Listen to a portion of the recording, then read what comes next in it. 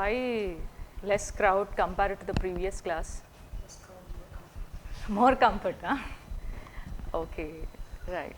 So I felt like most of the people, they feel current affairs classes boring. As you know, you have a lot of sources online, right? So కానీ అది ఎంత మటుకు చదువుతారు మీరు? మొత్తం చూస్తారా వీడియోలన్నీ అవన్నీ చదువుతారా? But that's the reason why we are conducting current affairs class, and I expect like some of your friends like to attend the class at least from next sessions. Okay, so I'll just try my best to make the lecture more interesting. Okay, right. So last session we have discussed a few important topics, right? So regarding the AI, Chandrayaan, GMOs and all. So this week I would like to ask you like what are all the important news articles that you came across?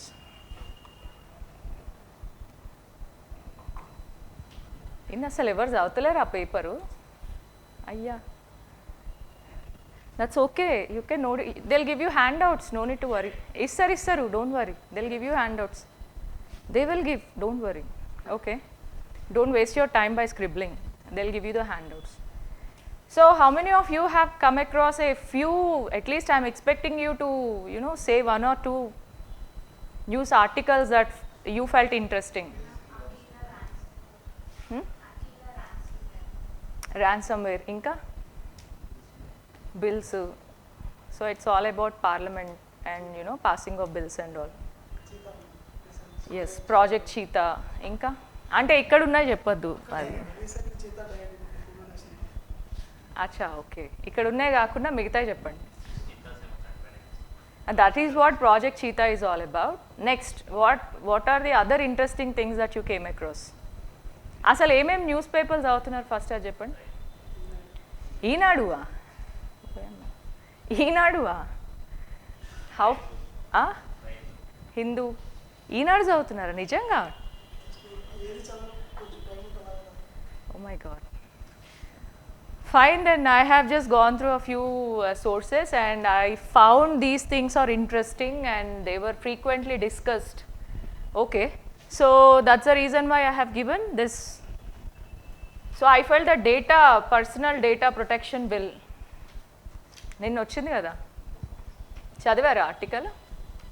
చదివారా? అయ్యో, fine. So how many of you think that current affairs are important to UPSC and only the standard books are important? Current affairs, I already told you in the previous session, current affairs plays a major role. 80% of your questions you can expect from current affairs itself. At least one or the other options that are given within the question, that will be asked from current affairs. So మీరేదో ఇంత పెద్ద Lakshmikanth book, ఇంత పెద్ద ఆయన ఎవరు economic ఉంటాడు కదా రమేష్ సింగ్, ఇంత పుస్తకాలు చదివినా సరే మీరు కరెంట్ అఫైర్స్ మీదే ఎక్కువ డిపెండ్ అవ్వాలి. Okay, why are you sitting at the last? ఇక్కడ కూడా ఉన్నాయిగా.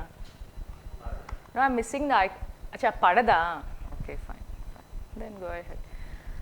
Yeah, so the thing is that you should trust 80% of your preparation should depend on your current affairs. Okay, so మనకేదో online sources చాలా ఉన్నాయి, మనం దాని మీద డిపెండ్ అవుతే సరిపోద్ది అంటే that would be different actually. So I felt like last week's session, right? So did you feel like you got some new points in that session? ఏమన్నా కొత్త పాయింట్స్ తెలిసాయా? కొత్త విషయాలు తెలిసినాయా మీరు చదివినాయి కాకుండా? పేపర్లలో తెలిసాయి కదా. అట్లా అప్పుడప్పుడు ఏదో బోర్ కొట్టినప్పుడు ఇట్లా క్లాస్కి వస్తే కనీసం ఒకటి కాకపోతే ఒకటన్నా ఎగ్జామ్కి పనికొచ్చే విషయం నేర్చుకోవచ్చు. Okay, kindly ask your friends to attend the current affairs class. Don't think that అవసరం లేదు, మాకు ఓపెన్ చేస్తే ఆన్లైన్లో మస్తు సోర్సెస్ ఉన్నాయి, ఇక చదివే పనే లేదు ఇక్కడ క్లాస్కి వచ్చి అని అనుకోవద్దు. ఓకేనా?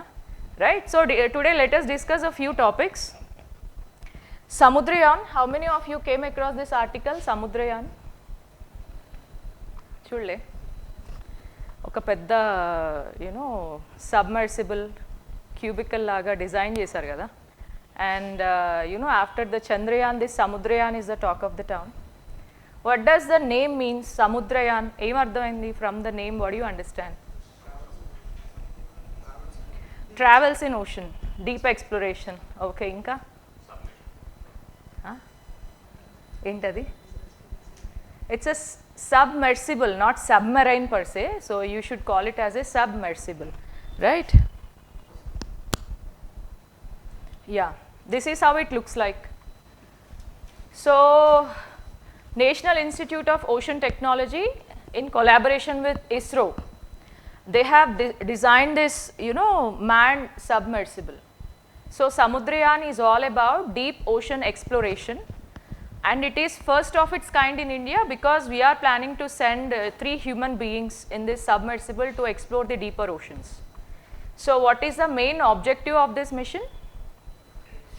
In order to explore the deeper layers of ocean, ఎందుకు వాటి రిసోర్సెస్ గురించి, in order to explore the deep ocean resources, and another objective is in order to explore the biodiversity of the deeper oceans. So అంత డెప్త్లో biodiversity ఉంటుందా అసలు? ఉంటుందా? ఉంటుందో లేదో తెలుసుకోవడానికి వాళ్ళు పోతారు ఇప్పుడు. Okay, so first one is in order to explore the ocean, deep ocean resources, and second objective is biodiversity exploration. 2 objectives. And what are all the 2 organizations that are collaborated? It is National Institute of Ocean Technology and ISRO. And what is the objective of this mission? In order to send the human beings, at least 3 human beings, ఎందుకంటే అందులో అంతకన్నా ఎక్కువ పట్టారు. Okay, అది మనం టైటన్, అది వేరు. So at least to send 3 human beings in this submersible in order to do all this research. Okay, so and what is the informal objective that we are going to achieve? Is it? Okay, we are going to be one of the elite members along with America, Russia, France, Japan, China. No, అక్కడ ముగ్గురు మనుషులు వెళ్ళడానికే ఇబ్బంది ఉంటుంది, doctor కూడా పట్టాలంటే కష్టం. So as of now, like we don't have any information like who are all the 3 human beings that are like exploring this, because this is going to be deployed in 2026. Move అయ్యేది submersible, yeah it గురు. ఆ ఫోటోలో అంతకన్నా నేను ఎక్కువ పెట్టలేను. Okay, you just explore some YouTube videos that how this submersible work and all, if you are so interested. And this is going to be deployed in the year 2026. Okay, so this submersible is just a part of India's greater dream of deep ocean mission, DOM.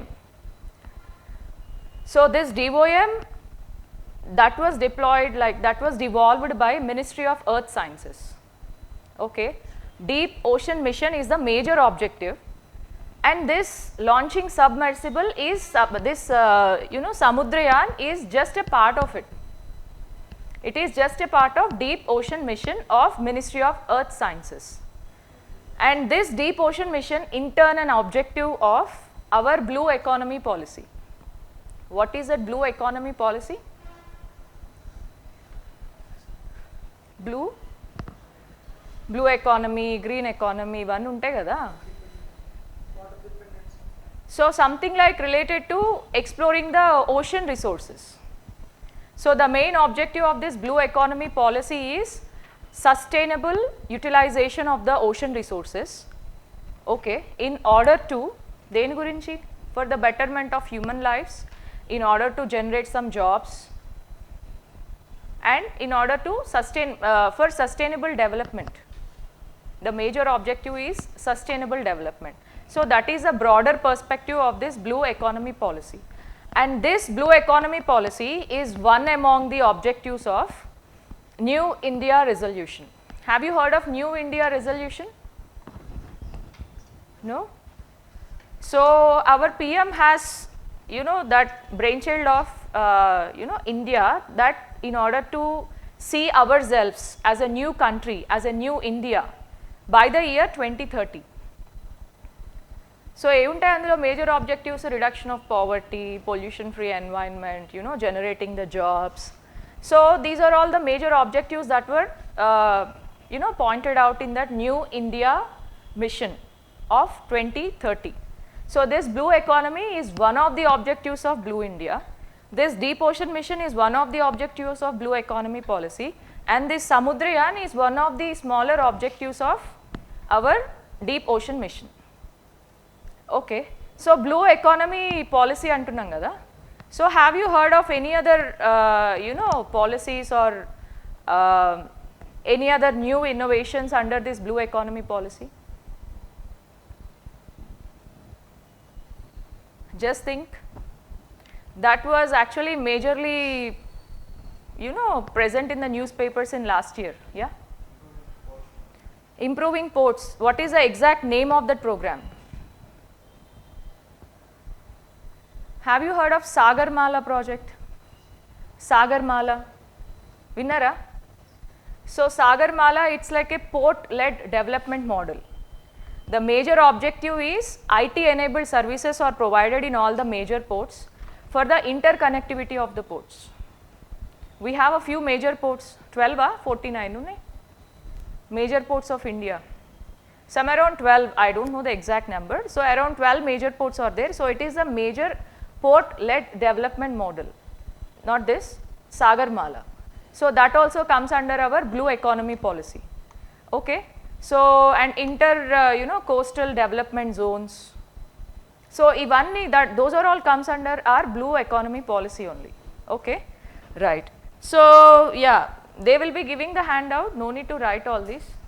Okay.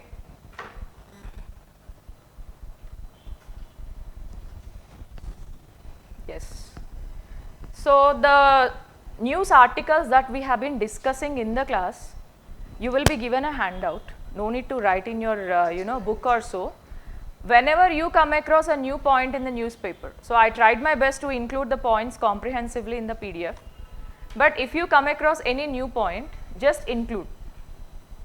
Okay, right, because I may miss some points, because in future you may get additional points to this news article. So that add those points to the respective news articles that are given in your paper booklet. Okay, right. Project Cheetah.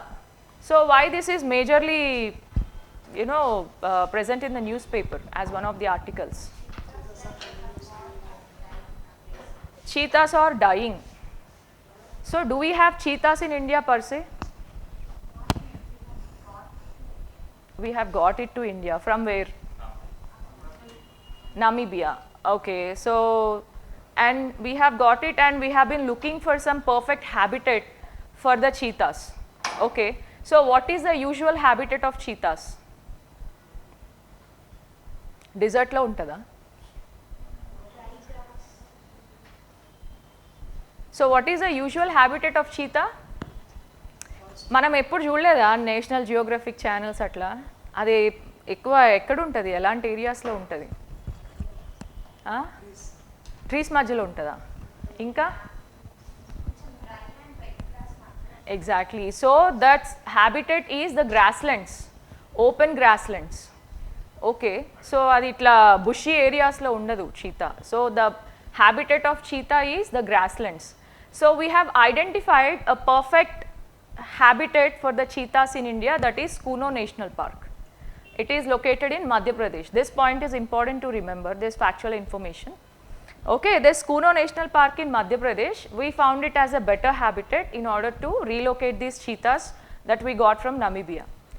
So in 2022 we got around 8 cheetahs, and this year we got around 12. So overall 20 cheetahs we got from Namibia, and out of 20 around 6 died. So what is a major reason of their death? Okay, adaptation is one thing. So there is a very particular cause for their deaths. What are they?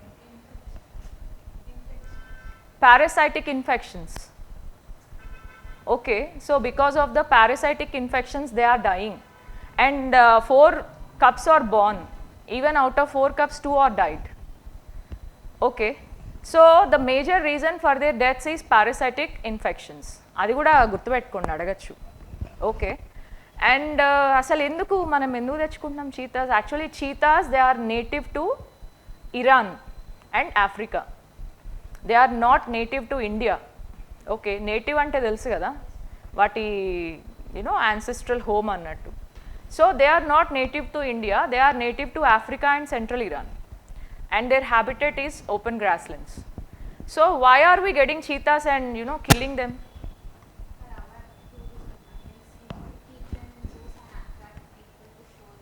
That might be the secondary reason. And what is the primary reason of this project cheetah? లేవు కదా అని తెచ్చుకున్నామా? అవి ఏమన్నా షోకేస్లో పెట్టుకొని ఇట్లా చూసుకునేటియా, చూసుకొని హ్యాపీగా feel అవ్వడానికి?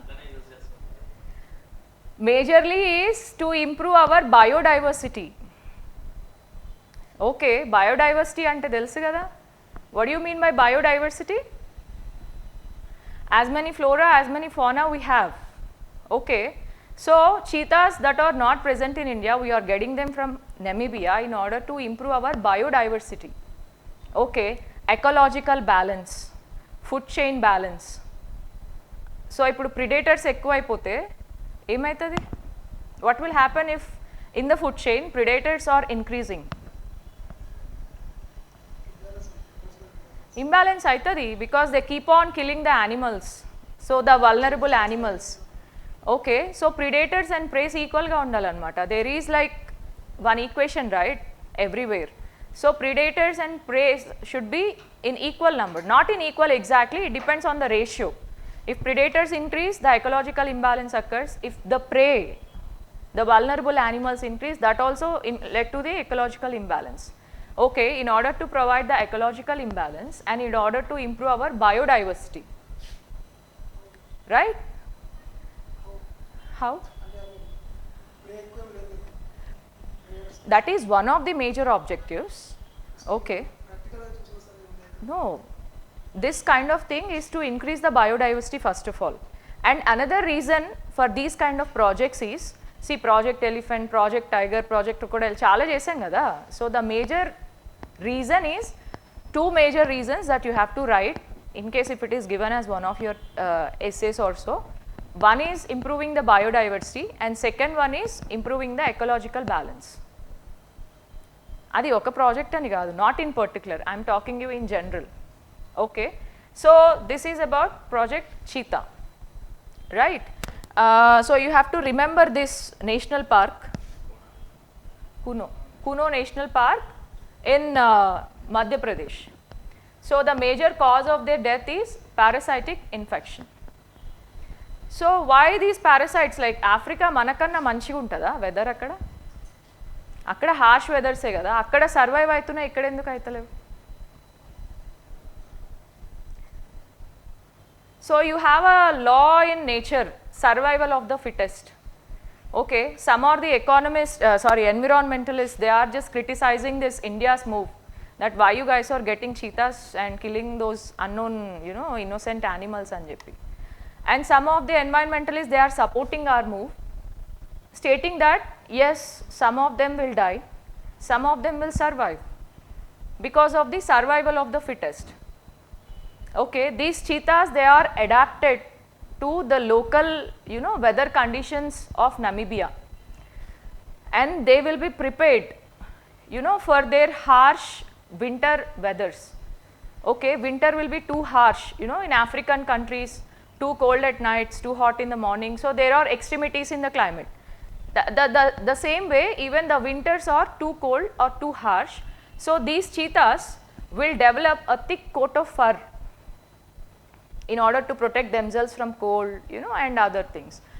So that is the reason why they are adapted naturally to that climatic conditions in Namibia. But even after coming to India, sudden change aithe raadu kada. So even they will eventually grow their fur, thick coat of fur. So because of increasing the fur, the density of fur, these parasites, they are finding it as a better place in order to multiply themselves, and these parasites are in fact infecting these cheetahs and killing them. Okay, and many of the Indian environmentalists who are supporting this project, they are saying that yes, the survival of the fittest happens, the fittest cheetahs will live here and they will just propagate, okay, their numbers, they will just increase in their numbers, because some of the cheetahs they are dying because of this excessive fur coat, and some of the cheetahs they haven't developed this fur coat yet. So the cheetahs with excessive fur, they are just dying because of parasitic infections. మనకి వస్తుంది కదా animal adaptations environment చాప్టర్లో. Have you like ఇప్పుడు డెజర్ట్లో plants, one of the questions they were asked in your previous year examinations, adaptations of desert plants. They will have like spines, waxy leaves, wax coated leaves, succulent leaves. These are all the modifications of plants, desert plants. In the same way, modifications of animals in the colder regions. చూస్తాం కదా మనం game of Thrones ఇందులో చూస్తాం కదా. So how the animals are there in that cold regions, ఎలా ఉంటాయి, బక్క చిక్కిపోయి సన్నగా ఎలా ఉంటాయా? They are very fat, they have extra layers of fat in order to protect themselves from cold. They have like full coat of fur, okay, they have small ears and small tails in order to protect themselves from not letting the heat outside, shorter limbs. So these are all the adaptations of animals in cold regions like tundra and all. Okay, so you have to be very careful about these plant and animal adaptations, these plant adaptations of desert plant adaptations that were asked in your previous exam actually. Okay, so that is the reason why these are dying. We don't know like how many of them will survive, but end of the day our environmentalists, they are very confident that yes, this project is going to be a successful one. Okay, in fact we have the history of successfully conducting project tiger, project elephant, crocodile, now dolphin, project dolphin. Okay, so we have achieved success to certain extent in these projects. So even the people are confident that this project is also going to happen and it is going to be successful, so no need of worrying about the dying cheetahs. Okay, right. So next one. So why this article is in news? కనిపించిందా పేపర్లో? ఇప్పుడు supreme court దగ్గర issue నడుస్తుంది కదా, because people are even after, ఎప్పుడైంది దీని abrogation ఎప్పుడైంది, when this article is abrogated? In 2019. Okay, so even after 5 years they are not satisfied with the step of the government, so that is the reason why again they are contesting this in the Supreme Court. So the thing is that before actually knowing what is Article 7, let us know a few things about the history of Kashmir. So at the time of independence, so what are all the 3 princely states that denied or reluctant to join Indian dominion?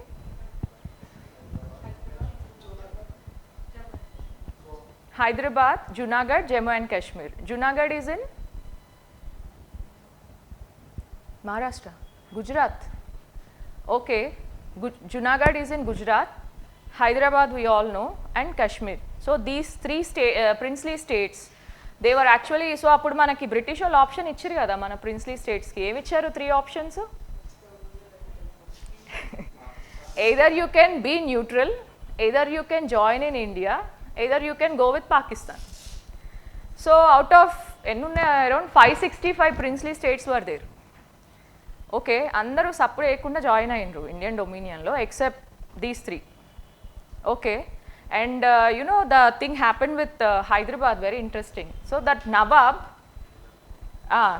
that Nizam of Hyderabad, అసలు హైదరాబాద్ ఏడుంది, వెళ్ళి కాశ్మీర్లో కలుపుతానంటాడు, sorry పాకిస్తాన్లో కలుపుతానంటాడు. So how is it even possible, right? So even the same thing with happened with Junagadh as well. So the thing is that in Hyderabad the Nizam is a Muslim and majority 80 to 85% are Hindus. The same thing with Junagadh as well. The Nawab is a Muslim and 80-85% are Hindus. So they would like to join with Indian dominion, but these 2 kings are not accepting it. So which operation is conducted to annex Hyderabad? Operation Polo. And in Junagadh, what happened in Junagadh? A plebiscite is conducted, people's vote. Okay, so people's vote is conducted in Junagadh. No need to write, I am just telling you. And what happened in Kashmir? So ఈయన ఇంకొంచెం ఎక్కువ దిమాక్ పెట్టుకొని ఇప్పుడు ఆయన ఏమంటాడంటే who was the king Maharaja Hari Singh right. So in Kashmir the situation is different. King is a Hindu, majority are Muslims. Okay, so ఈయనకు అప్పుడు బాగా ఎక్కువ ఆలోచించి ఒక స్టేట్మెంట్ ఇస్తాడు right. So whoever attackers I'm going to join with the other state అని చెప్పి. So if Pakistanis are going to attack us, so I am going to join with India.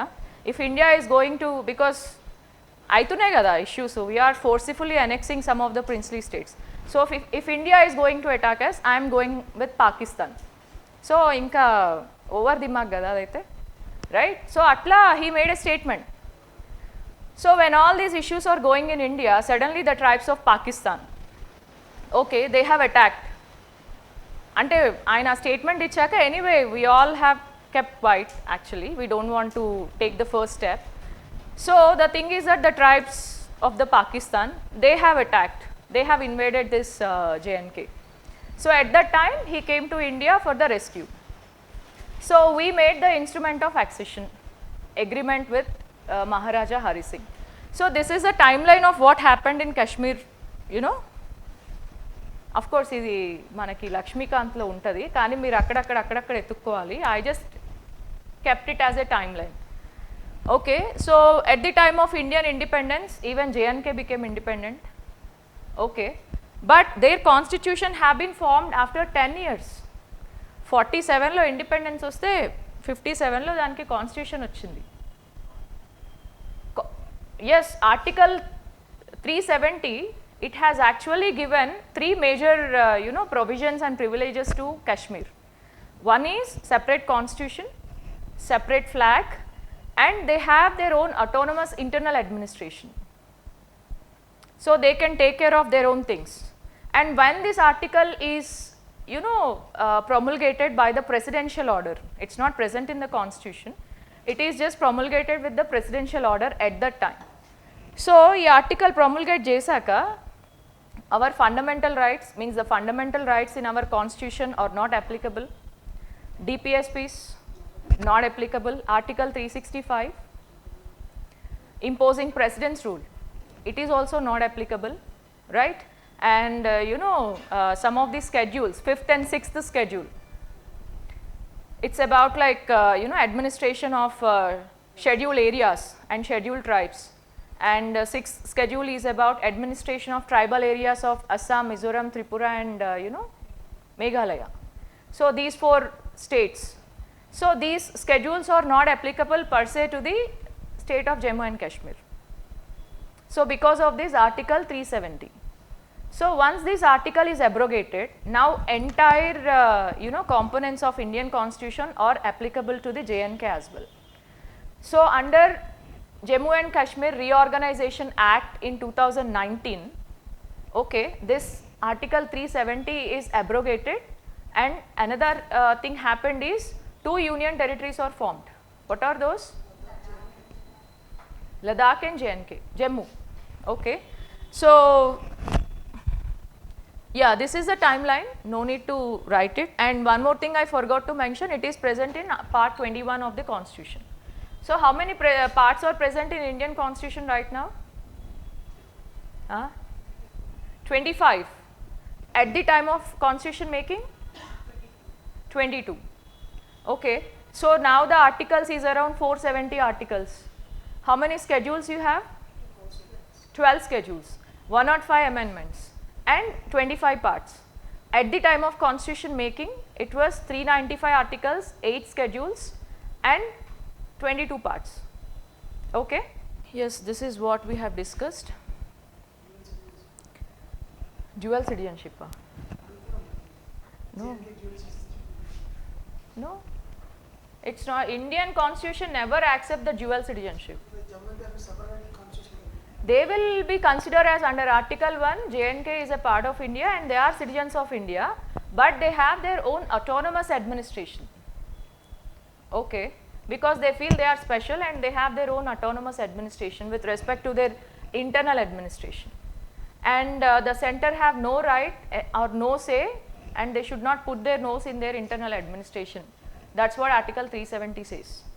So, under Article 370 it was stated that that is a temporary, transitional and providing special provisions to J&K. Right. So, actually Constituent Assembly was formed in order to make the draft the constitution of J&K. Mana Constituent Assembly unda, adi manaki constitution tayar chesinattu, they have formed their own Constituent Assembly.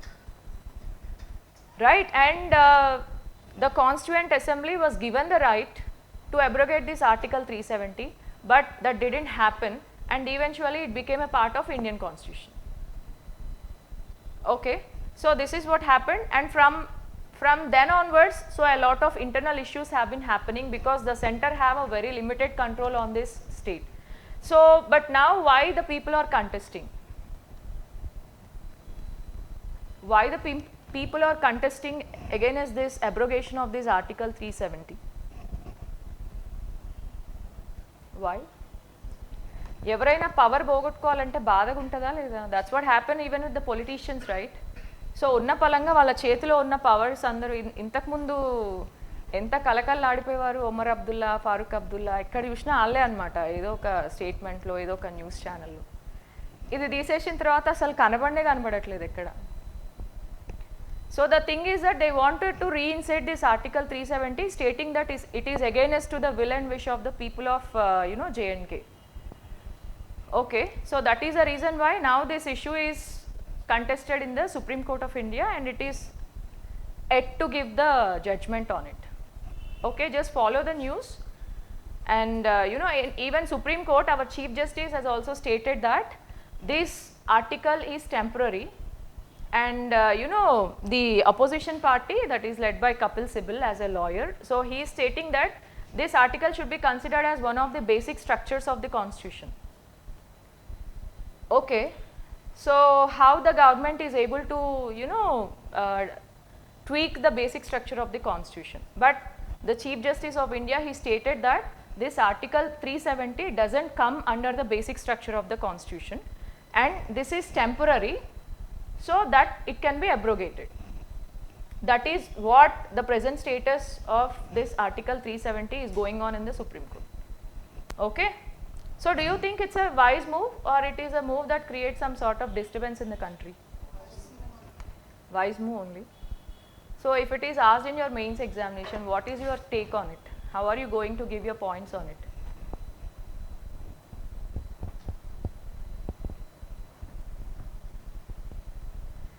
సరే మెల్లిగా ఆలోచించుకోండి. Let me complete my class.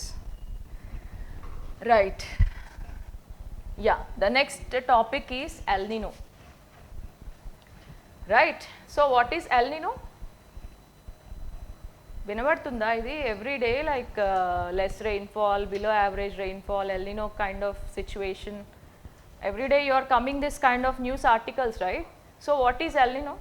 Have you done this with your in your geography class, right? So what did you understand? Heating of Pacific Ocean. Inka? Because of which inside of Pacific we are forming a bubble which gives rise to. Okay, so దీని వల్ల impact ఏంటి? Australia side మనకి. Oh, that's okay, I'll explain that to you, that cycle and all. What is the impact of El Nino?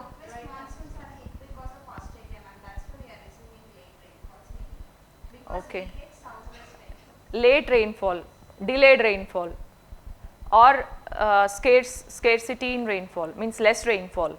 Inka?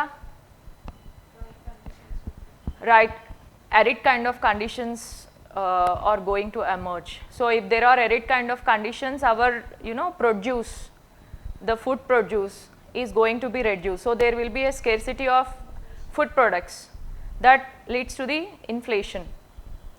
Already mana tomatoes tarvata, if it goes on happening, eventually all the vegetables will increase in price. Okay, so that will lead to so many other economic repercussions are there. So that is a reason why, as our country is majorly dependent on this rainfall, so ours is rainfall led economy, monsoon led economy, right? We are still at develop our irrigation facilities. So the thing is that monsoon rainfall is very, especially this rainfall from southwest monsoon is very, very important to us. Okay, I'll tell you the mechanism like how this happens. అంటే మీకు geography లో already explain చేసి ఉండొచ్చు. You all read about the trade winds?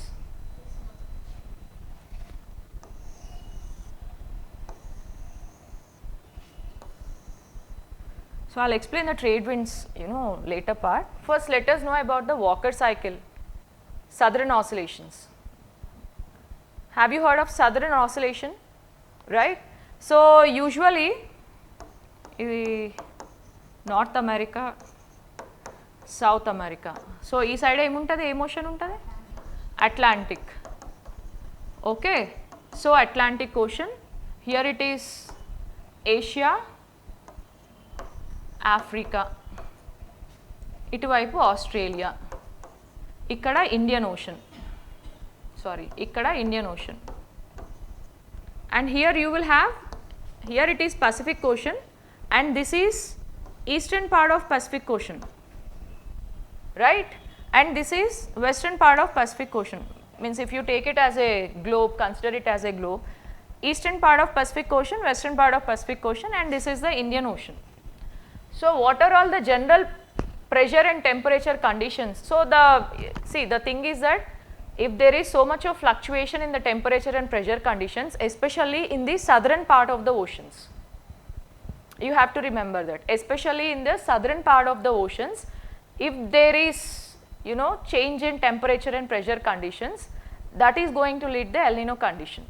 So the usual temperature and pressure conditions in the southern part of Pacific Ocean, ఇక్కడ ఏంది మనకి low temperature, high pressure conditions, right? And if you consider the Indian Ocean, you have high temperature and low pressure conditions. So that is the usual atmosphere, that is the usual kind of temperature and pressure conditions in normal years, not El Nino time, normal years. But this El Nino happen for two reasons. So one is the change in these two conditions. So completely opposite will happen, right? Here the temperature rise will take place and here the temperature is going to reduce. So ikkada usually less temperature undali, but the temperatures in the southern Pacific Ocean is going to increase and the pressure is, temperature ekku unnappudu you will have low pressure conditions. So here it will happen, the temperature is reduced and the pressure will increase in the eastern part of Indian Ocean. So eastern part of Pacific Ocean and eastern part of Indian Ocean. So you have to consider the temperature and pressure conditions in these two locations actually. Okay, so the temperature and pressure conditions will just reverse in the El Nino time. And another condition is, we all know the ocean currents. Ocean currents, telsa? Right. So along this South American coast, you will have a cold current. Ocean currents chapter lo meeku ostadi, confuse కావద్దు. So ఇక్కడ cold currents, hot currents ఉంటాయి కదా మనకి అట్లాస్లో వెనకాల చూసుకుంటే ఈ diagram క్లియర్గా ఉంటుంది. Red colour arrows will be given as hot currents and blue colour arrows will be given as cold currents. Kuroshio, Oyashio, Agulhas current, Benguela current, right? The Gulf Stream, West Wind Drift, East Wind Drift, these are all the our currents, ocean currents, right? So along this South American coast, you have a cold current called Humboldt current. Din pair vinnara, Humboldt current. Yeah, along the Peruvian coast, this is called as the Peruvian coast, this is called as a Peruvian current or Humboldt current. And this is a cold current. But during the time of El Nino, this cold current is going to be replaced with a hot current. So that is one condition. And another condition is reversal of the pressure conditions. So these two things will happen during the time of El Nino conditions. So you have to remember these points, right? And how will these impact the trade winds? So usually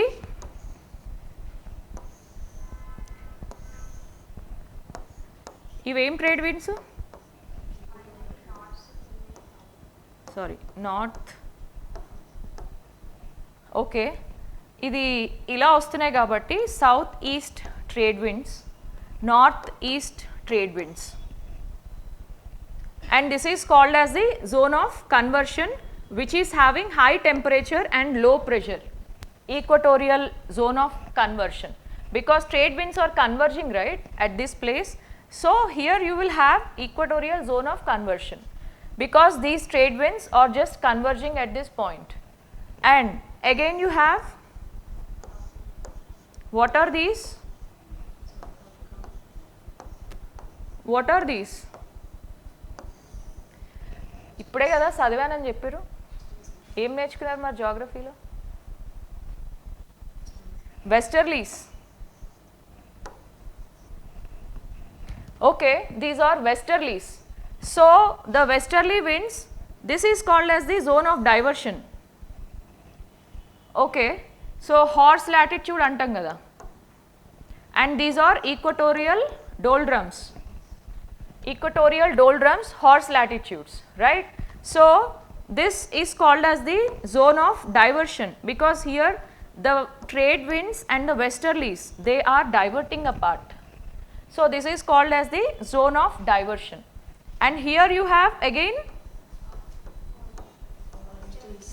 polar easterlies. Sorry, ee arrow ila undali. So polar easterlies. So this is again zone of conversion, this is going to be the low pressure zone. So these are all the permanent trade wind system that is present throughout the year. మనకి seasonal winds, permanent winds రెండు ఉంటాయి కదా. So this diagram is all about the permanent winds. So this is what happens through out the year. ఇదేదో ఒక సీజన్కి వచ్చి ఒక సీజన్కి వెళ్ళిపోయే ట్రేడ్ విండ్స్ కాదు ఇవి. So this is the permanent circulation of winds around the earth atmosphere throughout the year. So the polar, the south east trade winds, north east trade winds, westerlies and polar easterlies, right? So this is the zone of conversion, diversion, that's all you know in the geography, okay? No need to worry, but now I am just bothered about only these trade winds, like how the monsoon is striking the Indian coast. So somewhere around here mana India undankondi, right?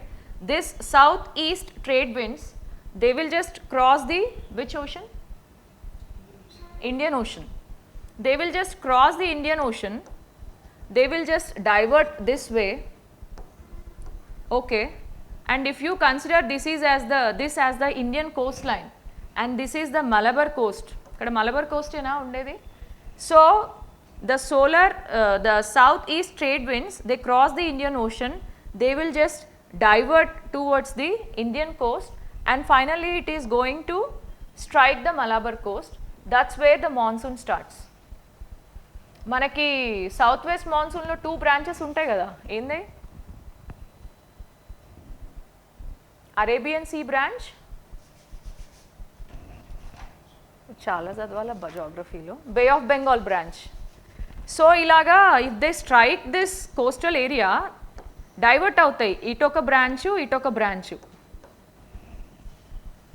Okay, so I'll just draw this in a nice way.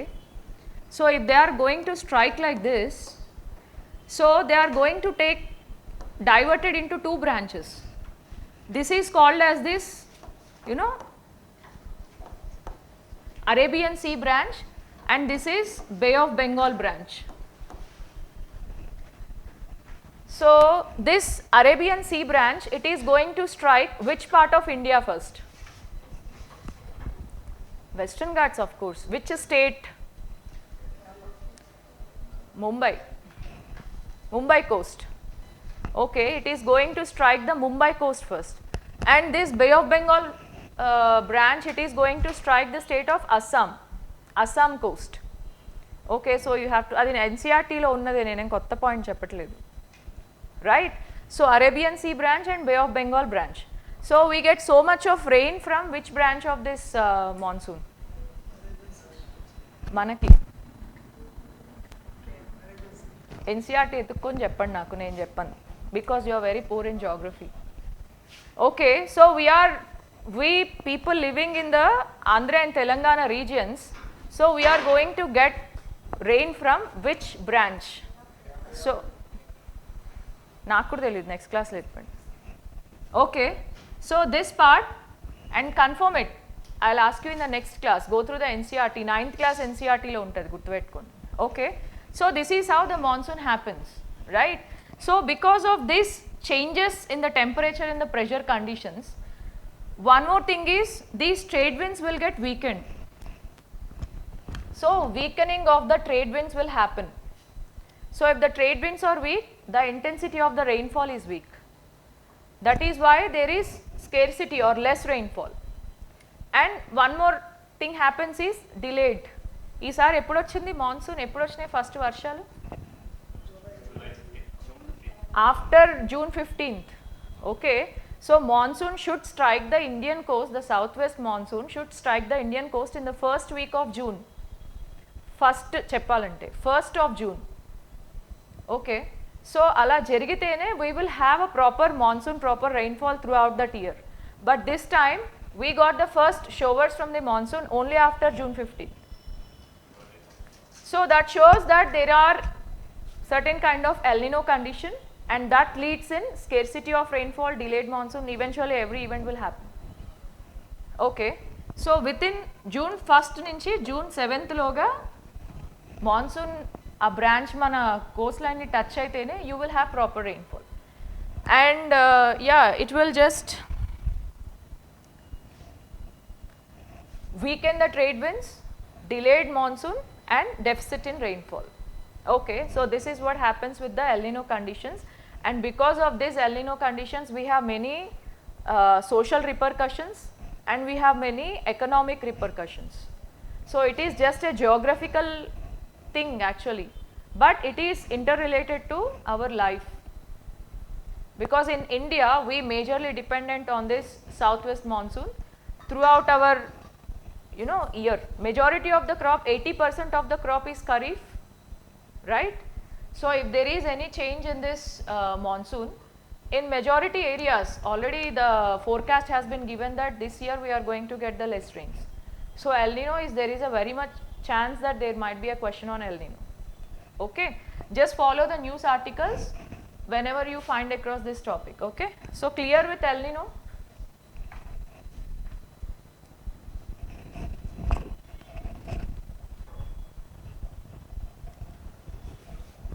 Uniform Civil Code. I think in last class I have missed this topic, that's why I have included this.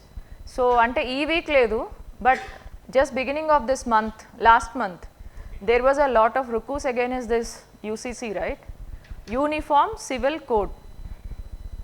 So the most funniest part is, one of my aunt, she works in excise department.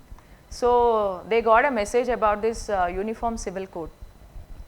So see how their knowledge is, anta dimaklu unte malli excise department lo. So they are thinking that it is a uniform.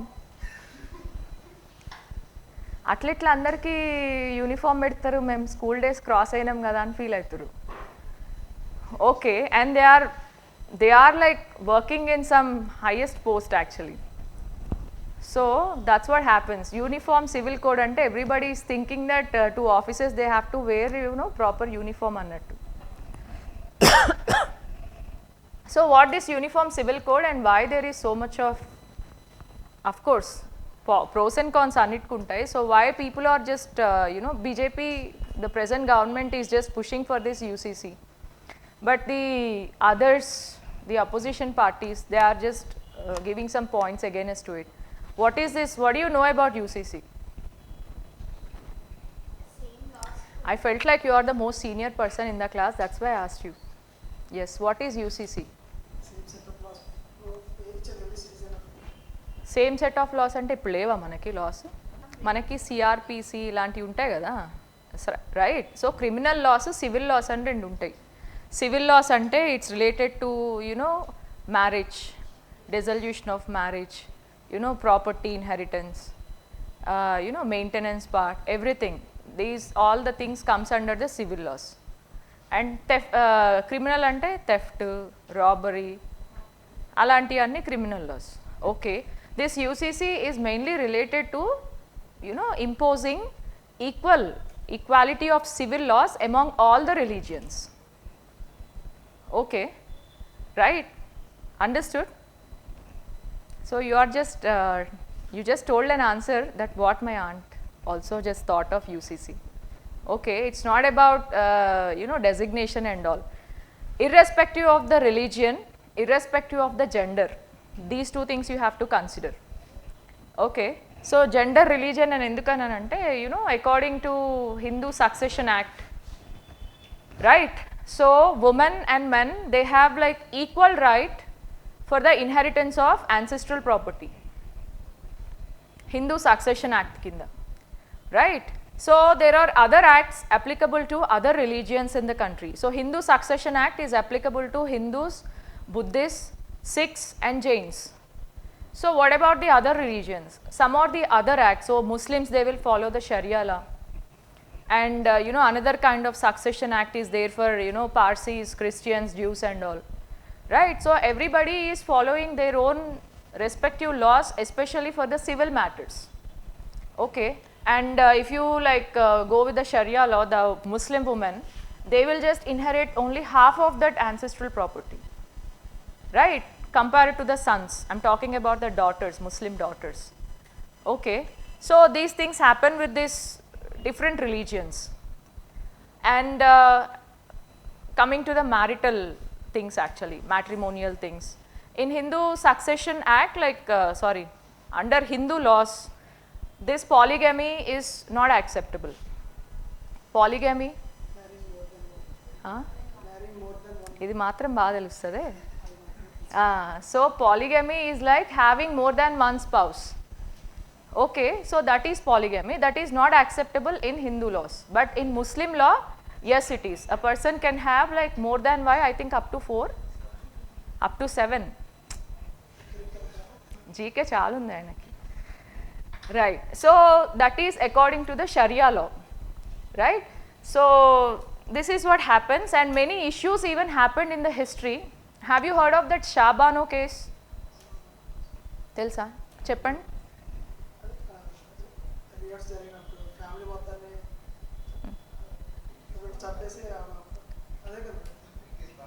I'm talking about the civil laws, not criminal laws. So murder, theft ఇలాంటివి ఉండవు ఈ so it is not that, it is Shabanu. Don't get confused with the name.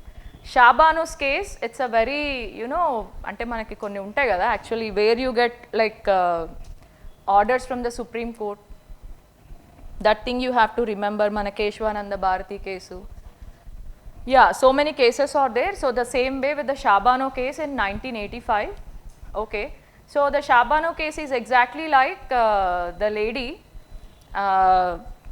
her husband, after 40 years of their matrimonial alliance, so that lady was separated from the husband, and she is kicked out of the home along with her 4 or 5 children, and that person is not giving the maintenance.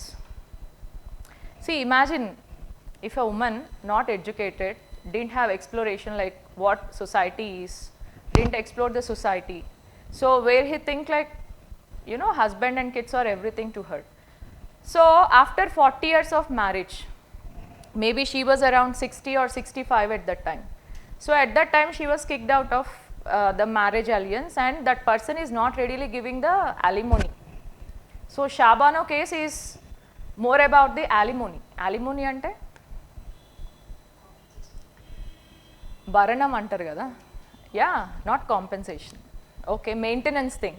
So once a couple is separated, the husband is responsible for the maintenance of the woman, actually means every month expenses ఉంటాయి కదా, so that is called maintenance part. So maintenance of that wife and kids, it is the responsibility of that husband, right?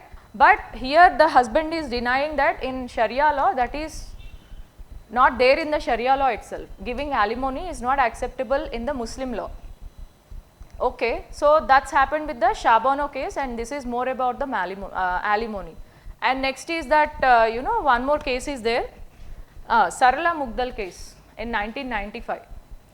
This is also case of like talk of the town at that time, because that brought so many changes after that.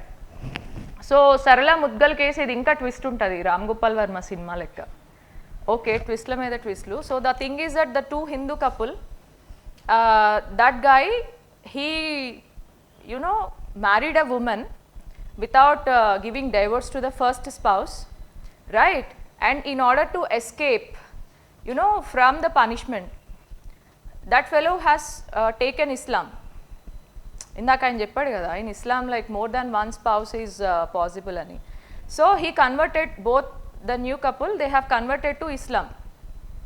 So Islamలో 2 wives ఉండొచ్చు కదా. So that is the reason why, in order to escape from the penalties and all, to give alimony, anything, so he just converted to Islam. And after that again, the first wife insisted, again he converted to Hindu.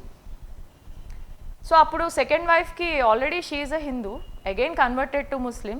So if this guy comes to the first wife, he will not give alimony to the second wife because she is a Muslim, right? So that's what అన్ని ట్విస్ట్లు ఉన్నాయి అన్నమాట ఈ కేసులో. So the thing is that ఇప్పుడు ఇది కూడా the same thing. Say people are using the loopholes in these religious laws, religious specific laws. So that is the reason why UCC was much talk about it. So under Article 44 of Directive Principles of State Policy, it was stated that the state should strive in order to implement uniform civil code in the country, because people are just taking advantage of these loopholes in the religious laws. So once this UCC is implemented, the civil laws are equally applicable to all the religions. So with respect to the marriage, alimony, maintenance, inheritance of properties, right? So that's what uniform civil code is all about. So do you think that is possible in India? ఎందుకు అసలు article 370 పోతుందని అసలు ఎవరైనా అనుకున్నారా? Have you ever imagine that article 370 will be abrogated? Never imagine, right? But that happened. So this UCC might happen in future as well. So what you think, like you have to think in both the ways, means you have some pros and cons of it, because since ages we have been mana British వాళ్ళు పెట్టిన laws ఇవన్నీ actually, right? So since ages we have been used to these kind of inheritances and all. But sudden గా ఇప్పుడు అమ్మాయిలకు equal property ఇవ్వాలి అంటే మనసు ఒప్పదు కదా యాక్చువల్లీ. సో కొట్టుకొని అంటే అప్పట్లో డైవర్సల్ రేర్ కాబట్టి ఓకే, ఇప్పుడు ఆవు అంటే తుమ్మితే దగ్గితే డైవర్స్ అంటే, సో వాడి పాపం 1 year అట్లా పెళ్లి చేసుకొని వదిలేసినందుకు he has to maintain the wife and kids throughout the life actually. So these are like many ethical dilemmas are there. So the thing is that once this UCC is implemented, so they have to make some proper changes according to the present scenario, and మనకు ఉన్నాయి కదా fundamental rights, అవన్నీ గుర్తుపెట్టుకొని they will just make some components even within UCC itself. What? Huh. We want to make UCC, which means we have different religions. In Hindu we tell them only one marriage. In Muslim we will tell them 7 marriages. అదే కదా, so కష్టంగా ఉంటుంది సడన్గా ఉన్నట్టుండి అబ్బా ఒక్క వైఫేనా అని అంటే. దట్స్ వాట్, అది ఏ రిలీజియన్ అని కాదు, that's what I told you know. Religion అన్నది ఇంకా మైండ్లో తీసేయాలి. You have to think only about the fundamental rights.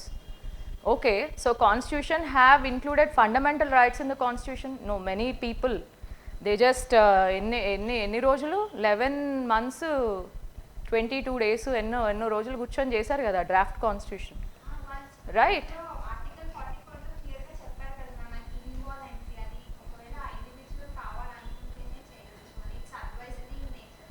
Article 44, it's not given that. It is given that the state should strive its best in order to implement this uniform civil code in the country, right? So that was given under Article 44. So the thing is that while they are preparing the draft of UCC, they should not keep like in mind about the religion and their religious laws. Atla undaddane kada actually. So the thing is that you have to keep in mind your fundamental rights, your directive principles, and they will be preparing the draft for UCC.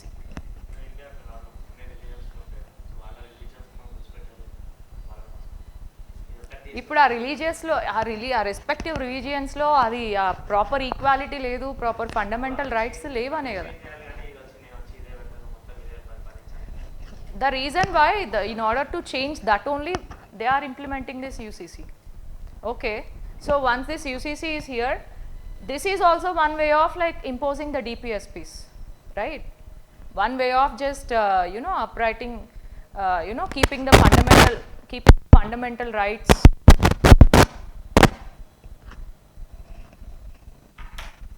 Upholding the fundamental rights of the individuals. Kada? Okay. So when there is any news come up with this UCC, just make a note of it. Okay. Yes, Digital Personal Data Protection Bill. Ma'am, Goa UCC, Goa is following this. Yes, actually people will say that in India Goa is the only state where this UCC is there, but even it has its own limitations. Okay, అదేం ప్రాపర్గా UCC name implement చేయట్లేదు. So it was told that Goa has already implemented this UCC, but it is not true to certain extent, because it has its own biases and limitations. You just go through it. Okay. So yeah, Digital Personal Data Protection Bill. Okay, మస్తు లొల్లైంది కదా పార్లమెంట్లో, చూస్తారా దీని గురించి? ఒకడు money bill అంటాడు, ఒకడు ordinary bill అంటాడు, ఒకడు డిస్కషన్ చేయాలంటాడు, ఒకడు వద్దంటాడు, right? So finally it ended up as an ordinary bill. Okay, there was a lot of confusion whether it is a money bill or ordinary bill. So the thing is that it ended up like keeping it as an ordinary bill only. So what is this all about? Protection of data, that's fine. What kind of data is protected?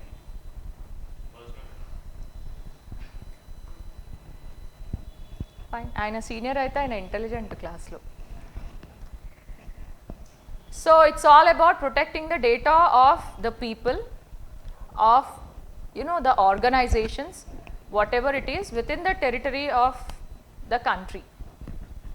So actually మనం వాడతాం కదా Amazon, పొద్దంతా షాపింగ్లు చేస్తూ ఉంటాం, but the servers of Amazon is located somewhere outside the India. So where there are very much chances that the data breach might happen. Okay, see for example ఇప్పుడు నేను గూగుల్లో I wanted to buy some organza saris అనగానే నాకు తర్వాత వచ్చే ఇవన్నీ మొత్తం అవే అడ్వర్టైజ్మెంట్స్ వస్తాయి. I wanted to buy some toys for my kid అని నేను like some specific toy if I type it, after that I'll just get all the leads related to that toys advertisement.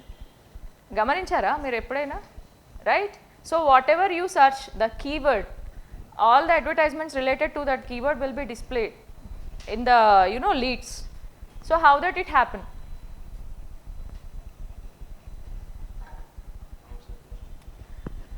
Big data analytics వస్తుంది కదా, big data analysis ఇవన్నీ. So the thing is that artificial intelligence, okay, so all these things will together, they will just memorize like whatever keyword you type, and the YouTube is all about advertisements.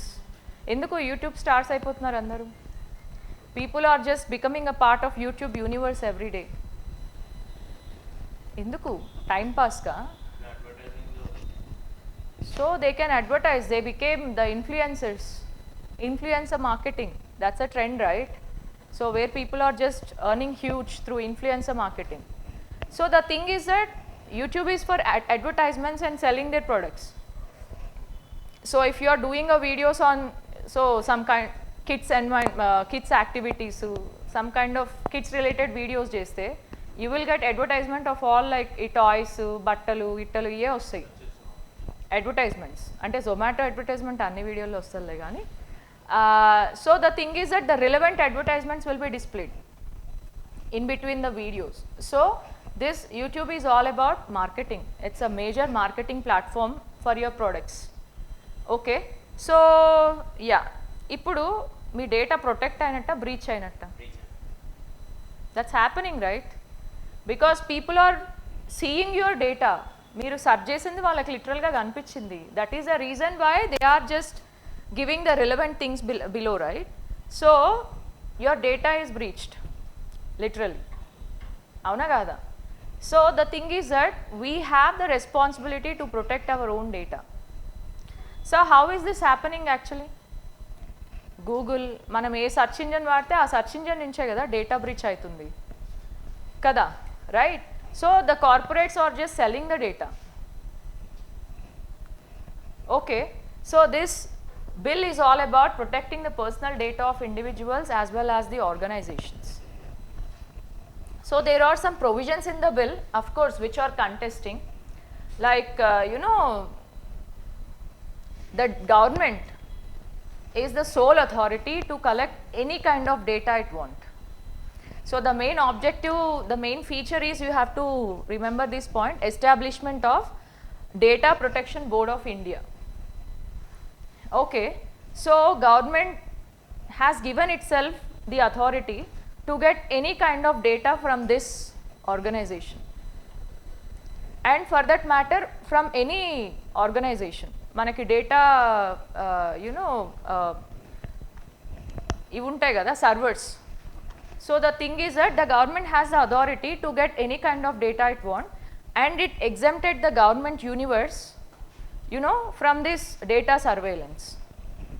Manaki government data kavalante dorkadu, కానీ మన data గవర్నమెంట్కి ఏ టైంలో అయినా దొరుకుతుంది, ఎట్లాగైనా దొరుకుతుంది, ఎక్కడి నుంచి అయినా దొరుకుతుంది, right? So that is what the contesting point in this bill.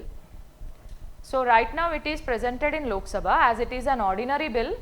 It has to go through the second house as well. We have to see like how the, you know, features of this bill will be changed, because there are a lot of things that even I have included a few. So bill has allowed the cross-border data transfers. If the government wanted to give data to any country, it can give it. Okay, there is no you know, point is just restricting government to transfer the data. Government can do it at its free hand. And one more point is, the center retains the power to restrict the transfer of personal data to any country or any territory outside the India. So ఇప్పుడు Amazon servers అన్నీ ఎప్పటి నుంచో ఆ servers అన్నీ ఇండియాలో install చేయాలి అని discussion అవుతుంది కదా. So after this bill has passed, even that might happen. Okay, where they will just keep a feature that these kind of servers they should be present with in the territory of India in order to, you know, get the user data. మనందరం యూజర్సే కదా, కస్టమర్సే కదా. So in order to get the user data. Okay, the bill allows the government, if there is a necessity, the government has the right to share our data with other country. Okay, not the Amazon, not the Flipkart, not any other third party app. Only the government has the right to do that thing. That is the problem. Of course happens. Government may sell our data. There is a chance. Okay, so there are many contesting points here. So the thing is that, and after going through all these features, I don't think that this bill is going to pass without any major changes in it. Okay, because the government has included all its favorable points in the bill. Okay, and it has exempted itself completely in order to get, so if you wanted under RTI Act, even the RTI activists, they are fighting for it. So under RTI Act, you can get any kind of, you know, normal data from the government, not the security related data. Right? So ఏదైనా ఒక development గురించో, ఒక project గురించో, not security related projects in fact, so you can get under RTI.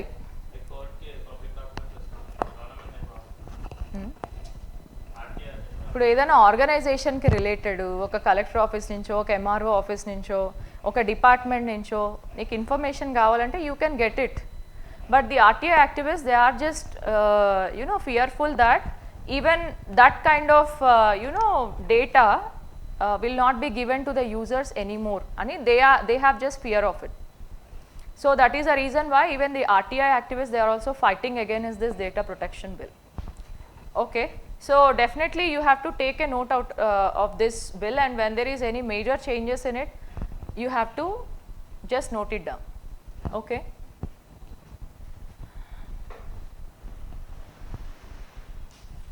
Yes, flash floods. Flash floods and a cloud burst and okatena. So are they interrelated or interlinked? Acha, correct logic. But you know, recently these flash floods, they have been increasing, you know, the frequency of occurrence is increasing. What's the major reason for it? Common reason is climate change. What is is there any specific reason for this, you know, flash floods? Because last year see, have you seen the Chamoli district in the Himachal Pradesh? Like videos వచ్చాయి కదా భయంకరమైన videos actually, where there is like a lot of, you know, garbage just gushing into the homes of all the people, and even the homes were washed away. Nearly 200 to 300 people have died in the flash floods, and now it's happening in you know, Uttarakhand.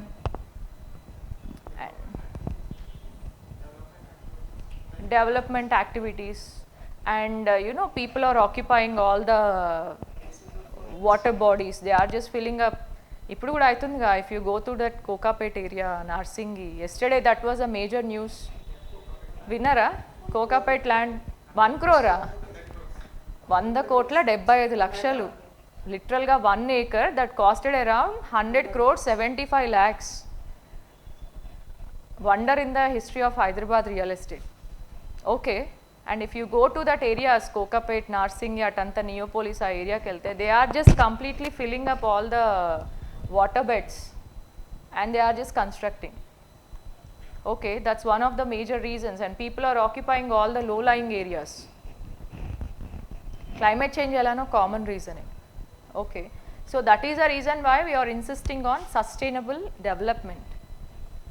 So the development should not you know, at a stretch destroy the environment, in fact. So we should go hand in hand, development and environment development and human development, it should go hand in hand. That is what sustainable development is all about. These floods are occurring frequently because we are lacking in sustainable development. We are just destroying the environment, we are just destroying the beauty of nature, and we are creating our own beauty in the form of apartments, villas and all. Okay, so if this keep on continuing, what will happen? So who is going to put a full stop to this? Who has a right to do that? But government, in auction aina lands and government lands. In fact, government is selling all the lands. In gonna lands and government lands. In fact, ee roju paper lono, ninna paper lono, they are auctioning some more lands in Badvel region. Anybody interested, go and do the auction. Okay, so the government itself is selling the lands. So how this is going to change it? Think on it, abba. Meeru administrators kada.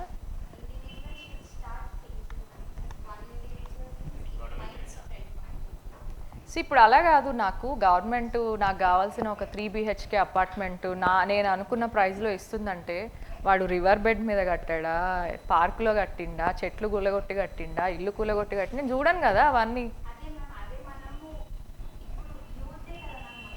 C అది మనం అంటే ఏదో UPSCకి వచ్చినాం, చదువుతున్నాం, environment అది ఇది అని చెప్పి, in case if you are working as a software engineer also, will you think about all these?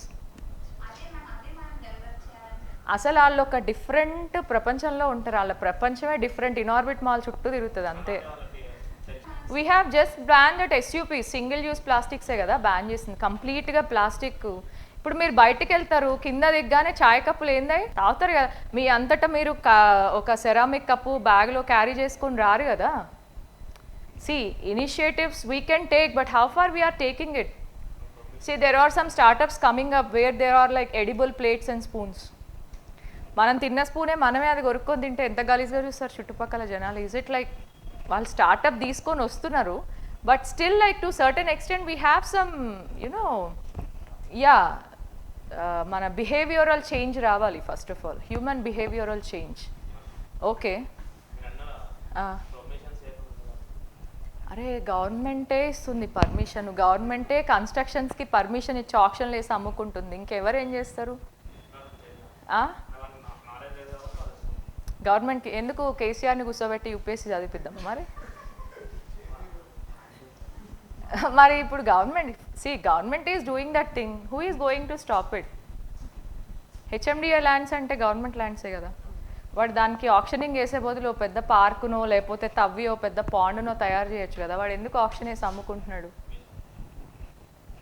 అంతే కదా, యూ హ్యావ్ టు అది డెఫిసిట్ అనేది పూడ్చుకోవాలి కదా వాడు కూడా actually, right?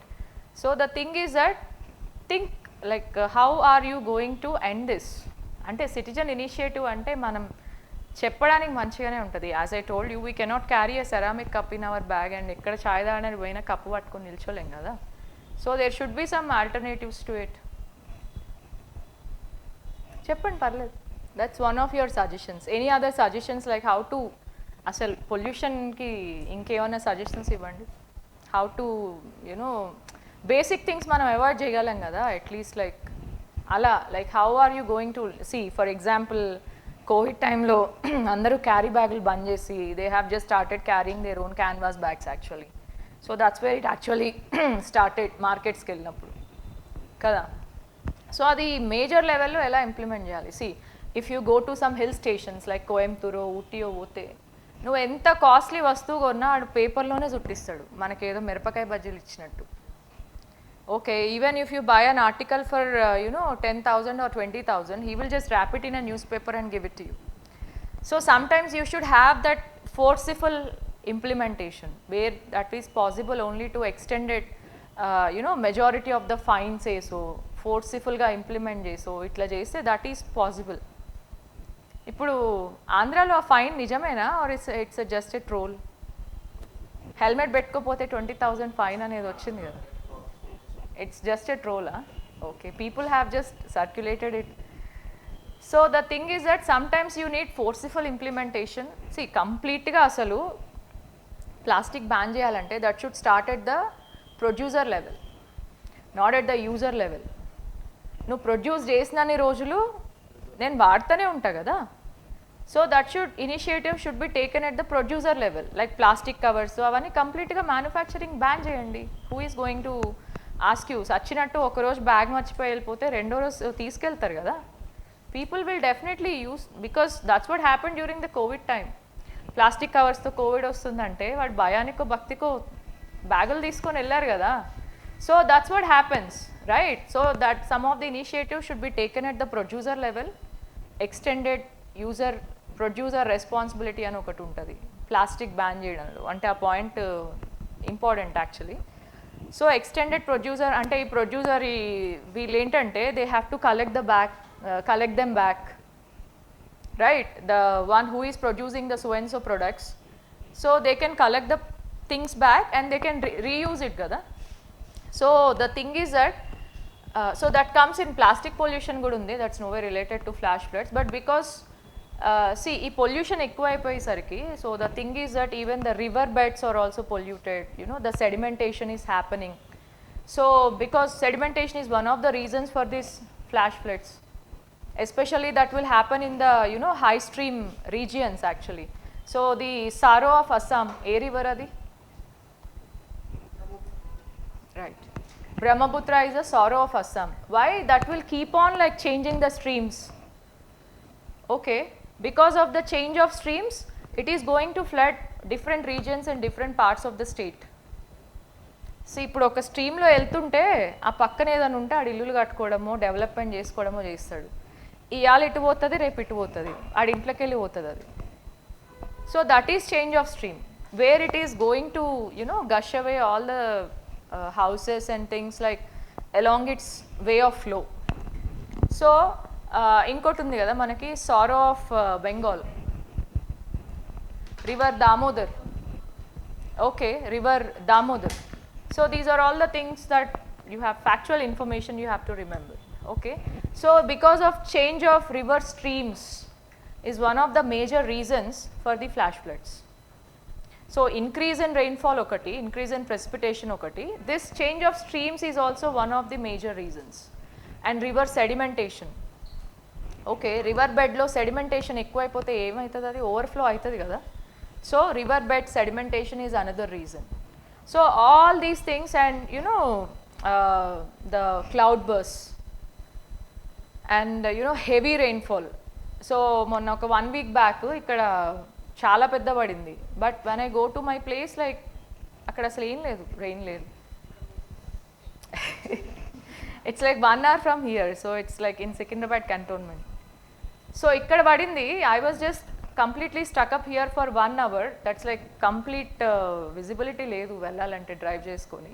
So I just stopped in one place for 1 hour. But when I go to my place, no rain. Okay, and మాకంటే అక్కడ like we have a vast open lands and the water droplets are completely absorbed in the ground actually, because we have a vast open area in the cantonment. But ఇక్కడ ఒక అర్ధ గంట పడితే మోకాళ్ళ దాకా వస్తాయి నీళ్ళు, because all the drains were blocked completely. ASHOKNAGAR, HYDERABAD ఇవన్నీ అంతే actually. Half an hour rain గట్టిగా కొడితే చాలు, you can't move from that place actually. Yeah, that's what.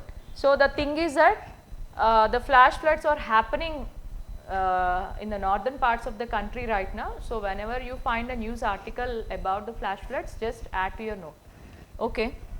So these are all the causes that I have given. Okay, near the volcanoes, how it happens actually after volcanic eruptions, when the glaciers melt.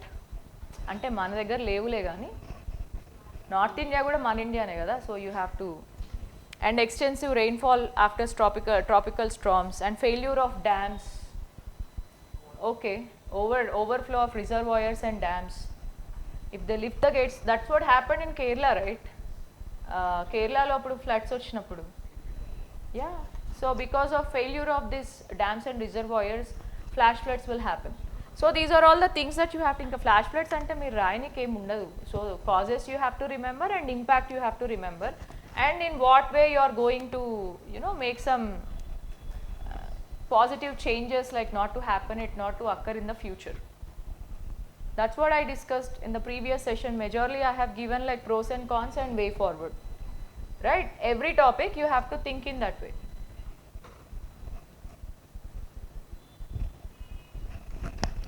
Yes, ఈ article చూసారా,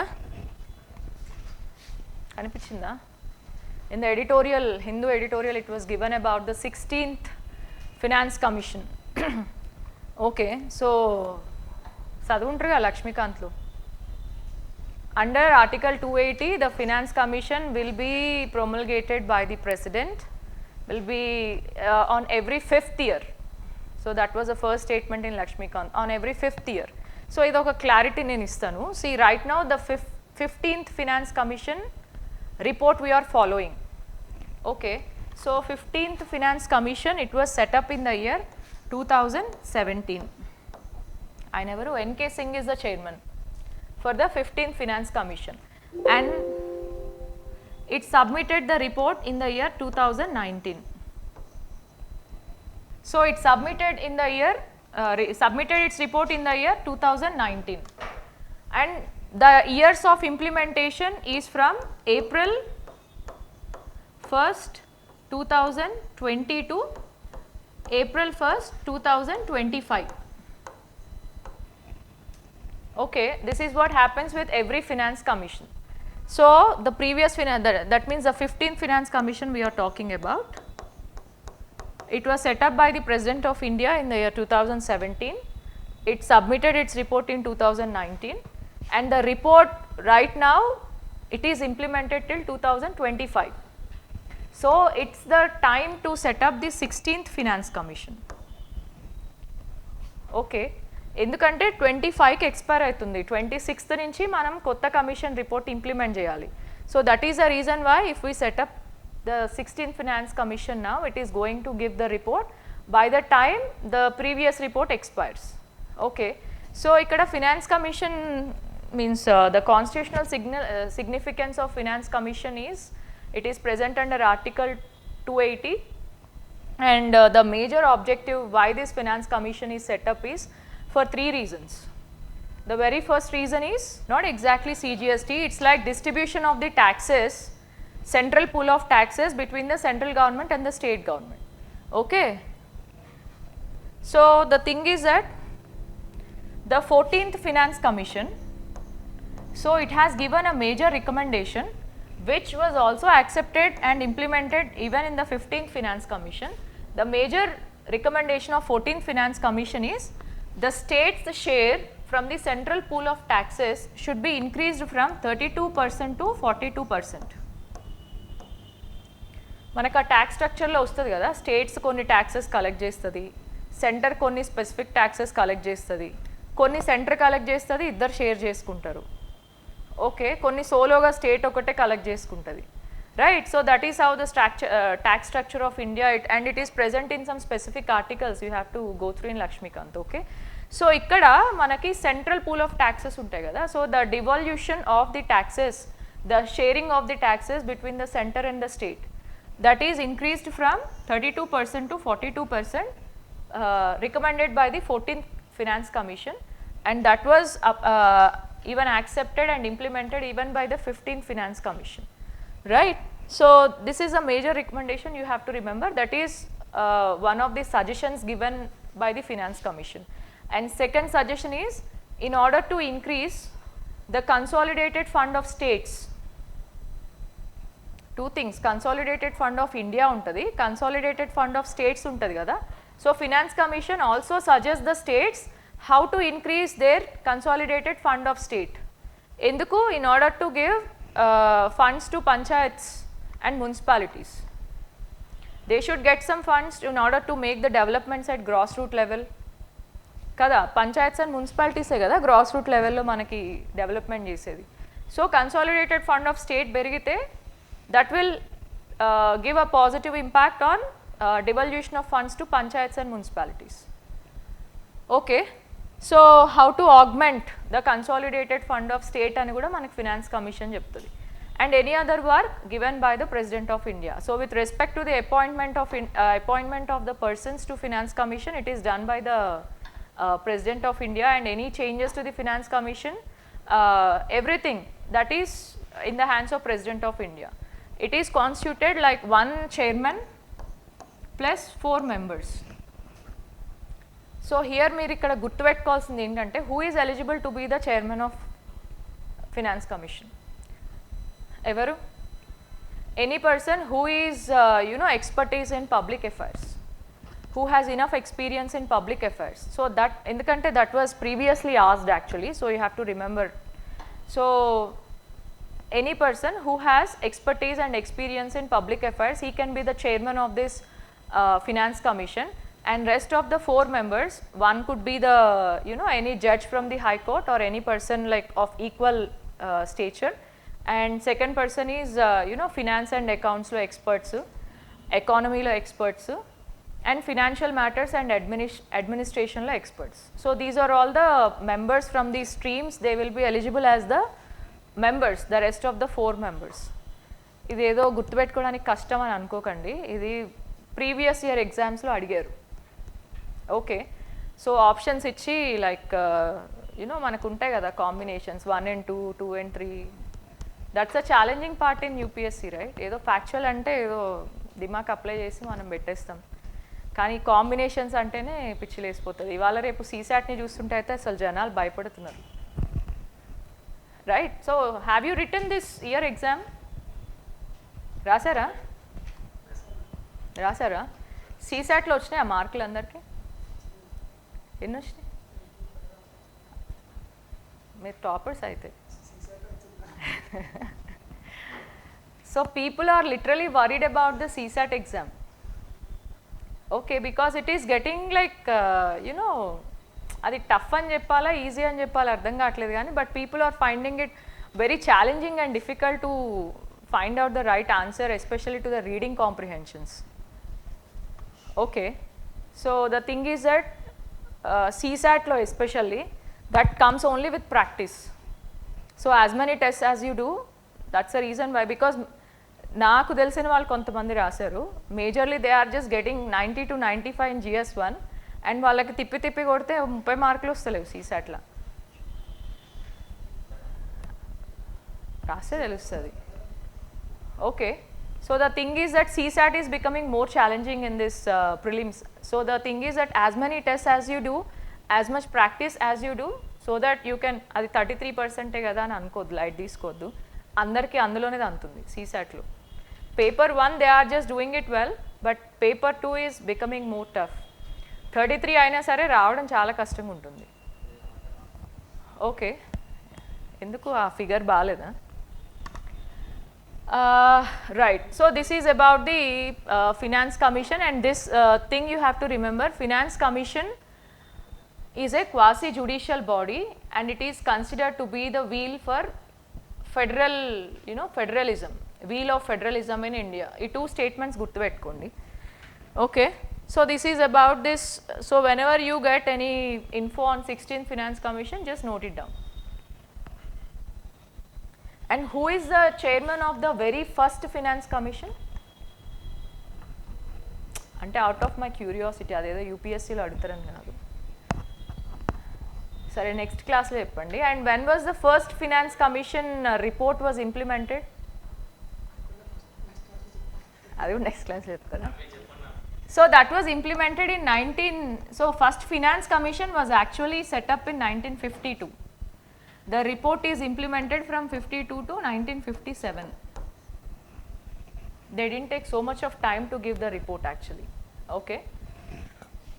Chairman మాత్రం మీరు చెప్పాలి, నాకు తెలుసు but నేను చెప్పను. Okay, yes, anti defection law. Why this is in news? అది డిఫెమేషన్ కదా. That is about the defamation case, anti-defection law. What do you mean by defection? What's happening in Maharashtra? జనాలు 2 స్టేట్లను చూసి నవ్వుకుంటున్నారు. ఒకటి Maharashtra politics, 2 AP administration. How many are you from AP? Oh, of course I am from AP. I am from AP in fact. So I am from Anantapur district. Okay, so people are just laughing at the administration of AP, and the politics are happening in Maharashtra. What happened in Maharashtra?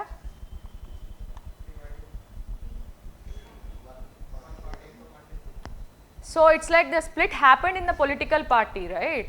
So there is a tussle between the uncle and the nephew. Okay, Sharad Pawar and Ajit Pawar, and that's a split in the political party. NCP, right?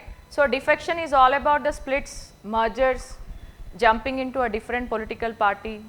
When they are elected from a specific party, they should not go and join in another political party.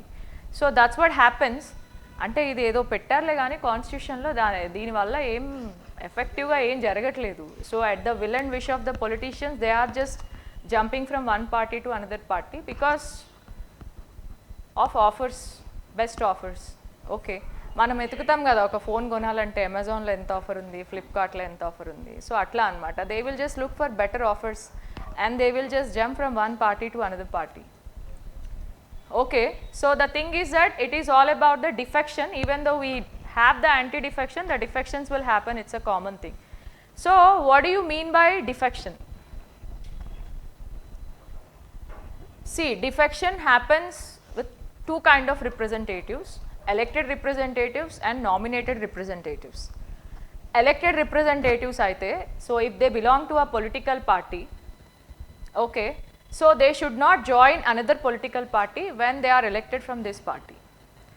And one more thing, they should not vote against to the will and wish of the political party. See, if one political party is supporting a bill in the Lok Sabha, okay, a person from that political party, he should not vote against to that. So if BJP is willing to, the present government is willing to pass a bill, okay, all the persons who are elected from this so-called the government, present ruling party, they should not vote. Manaki political whips untaru kada, whip, okay, so they should not vote against the statement of the whip, right? So if you vote against to it, adi defection.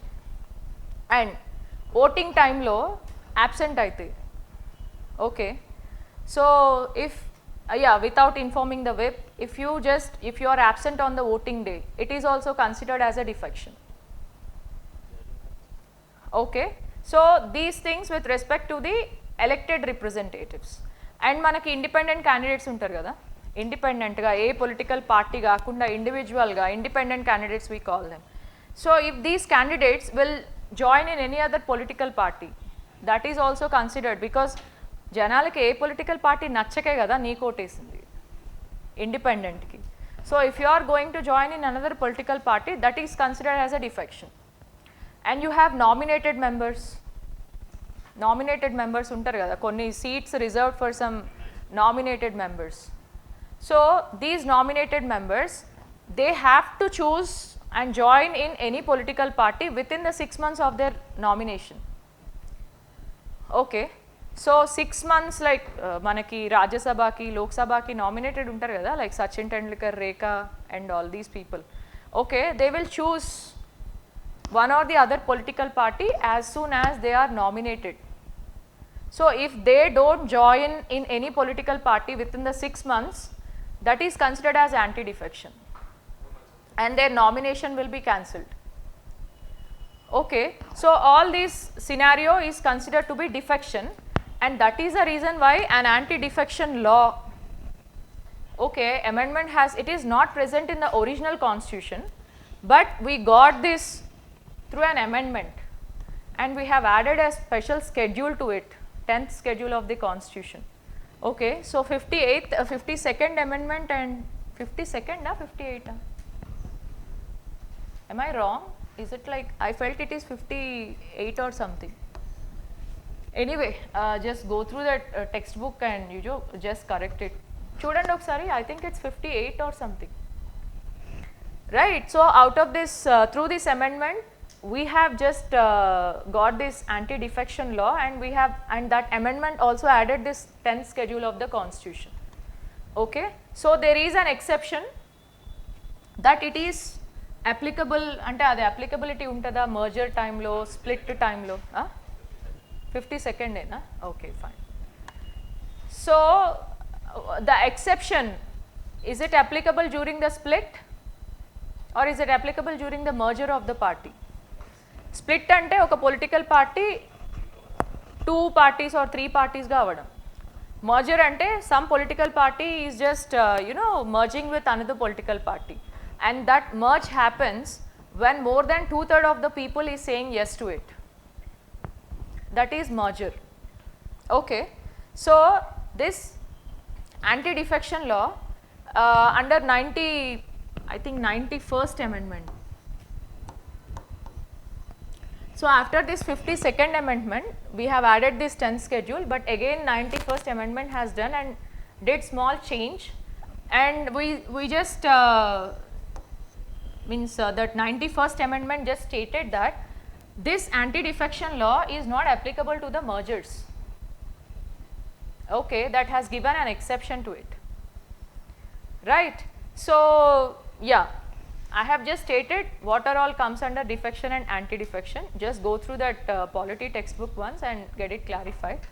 Okay, so this is what happens. So even though we got strict anti-defection law, but we are not able to stop the defections, and I think there is a need and strict implementation of this law as well. The presiding officer, see, ఇప్పుడు ఒకడెళ్ళి ఇంకో పార్టీలో join అయిపోయాడు. The presiding officer should take the sole responsibility of deciding whether that is defection or not, and he should take that issue only on the complaint of the other member. Okay, complaint ochakane that presiding officer, he is going to take the action, and he is not going to dethrone that person immediately, strip off that MPO adanta, so he should not get rid of his MP seat immediately. So the thing, MP or MLA, whatever it is, the designation. So the thing is that he will just refer it to some committee.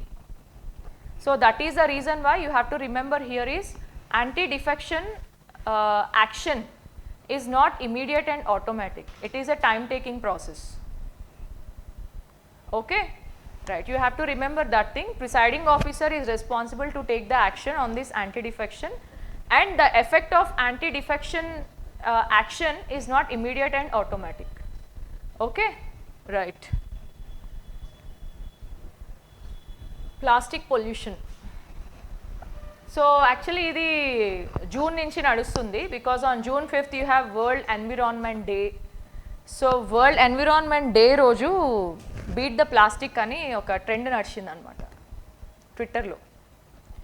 Okay, so and one more thing is in G20 summit that held recently in Chennai, అంటే original G20 summit in Delhi అది కాదు, the climate and environment G20 summit happened in Chennai.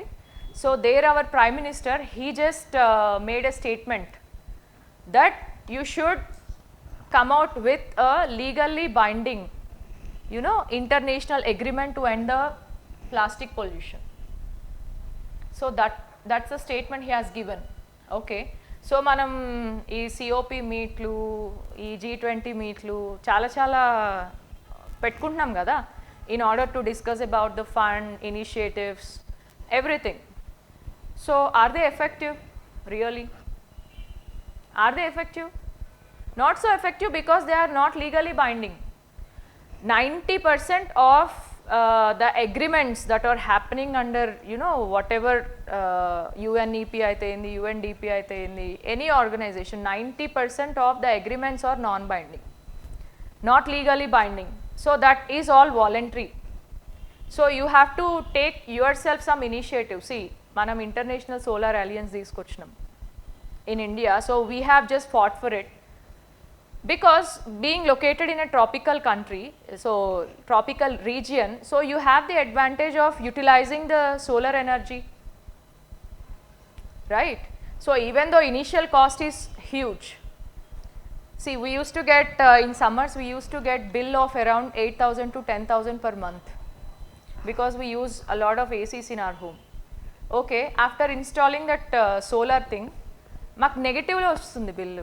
So in summers we got like -200, because the excess is just they have just connected a meter. Okay, and that will be you know, transferred to the nearest you know, station or nearest grid or something, right? So the reason is initial investment is high, so that costed around 3 lakh for us for installation of a 5 kV plant. Okay, but we used to get around 8 to 10,000 bill per month in summers, but now the bill is in negative. Okay, because we are just utilizing it to maximum extent. So alage manam, you have to conserve a lot of power, right? The initial investment, so that is the reason why even we are just fighting for the manufacture. Most of the solar panels we are getting from, you know, China and all, imported. So but now India is just striving to prepare to manufacture the panels in India itself, to reduce the cost of production and, you know, cost of installation, and encourage the people to install more you know, solar panels. And the government is also giving subsidy as well, okay, in order to motivate the people. So that all steps comes under this international solar alliance and that kind of, you know, program initiatives that we have taken. In the same way, we have to take a strong and, you know, firm stance against this plastic pollution. Single use plastics ban annaru, ee madhya pipulu straw pettatleru kada. The straws are one of the single use plastics, where you are getting KFC kelna, McD kelna, you are getting the paper straws, not the plastic straws, right? So when you take a step, you have to sometime implement it forcefully. Okay, so and that happens at the point of manufacturing, not at the, of course, user level lo kuda avutadi, but you entirely stop the manufacturing itself. Who is there to use it?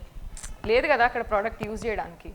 So that is the reason why you have to include a point called this, you know, extended producer responsibility, that is relevant with respect to the plastic pollution. Yeah, exactly, you can, that's what application of GMOs in this environment, GMOs in agriculture. Okay, people are just thinking new ways, you know, biodegradable plastics, So even we order anything from Instamart or Swiggy, the plastics that we are getting are 100% degradable.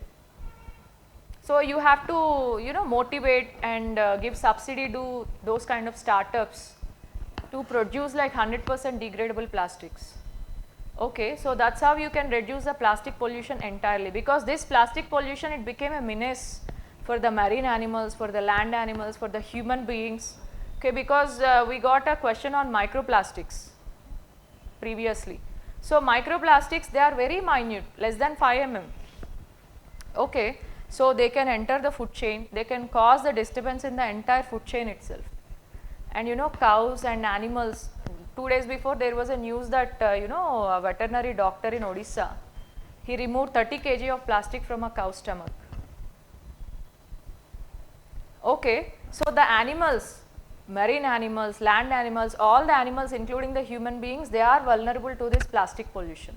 So with immediate effect, and you don't believe, only 9% of the plastic is recycling. The rest, more than 50% of the plastic is ending up in the landfills. Okay, so the thing is that, and these are all the major, you know, solutions suggested by the specific environmentalist in order to get rid. So one of the solutions is acknowledging the limitations of recycling the plastic. Recycling is not so easy. ఆ ల్యాండ్ఫిల్స్ నుంచి, ఆ garbage నుంచి ఆ plastics తీసుకొచ్చి వాటిని clean చేసి recycle చేయాలంటే it's a very big task. And the thing is that we don't have any segregation at the user level. Okay, green bin, blue bin ఎవడైనా పాటిస్తాడా? నేనేదో అంటే out of my enthusiasm I have separated the waste for few days. Government వాళ్ళు అప్పుడు initiative తీసుకున్నారు కదా, ఏం చేయాలి, వాడు ఒక బండిలో తెచ్చి అన్న ఒక దగ్గర వేసుకోబోతుంది. No need. ఇక నేను అంత శ్రమపడి డీగ్రేడబుల్ వేస్ట్ ఒక దగ్గర, ప్లాస్టిక్ వేస్ట్ ఒక దగ్గర, ఎలక్ట్రానిక్ వేస్ట్ ఒక దగ్గర వేసి ఏం లాభం? సో దట్ ఫెలో, నేను అన్న 2 ఆటోలు కానీ నీ ఆటోలో పార్టీషన్ కానీ లేదా అని అంటే, గవర్నమెంట్ వాళ్ళ దగ్గర బండ్లు లేవమ్మా అంటు. So the thing is that user లెవెల్లో మనం ఎంత ట్రై చేసినా సరే, ల్యాండ్ఫిల్స్ దగ్గరికి వెళ్ళేసరికి they are just mixing up everything. ఇక్కడ మనకు ఒకటి ఉంది కదా, ఆ స్నో వరల్డ్ పక్కకు ఒక ల్యాండ్ఫిల్ సైట్, స్నో వరల్డ్ దగ్గర ఒకటి ఉంది మన దగ్గర dump yard. So everything they dump, they don't say, segregation will hardly happen. Okay, so that kind of segregation, when we were there in UK actually, so I didn't know that మనం India నుంచి పోయిన వాళ్ళం కదా, నేను అన్ని తీసుకెళ్ళి ఒక పెట్టెలో వేసిన.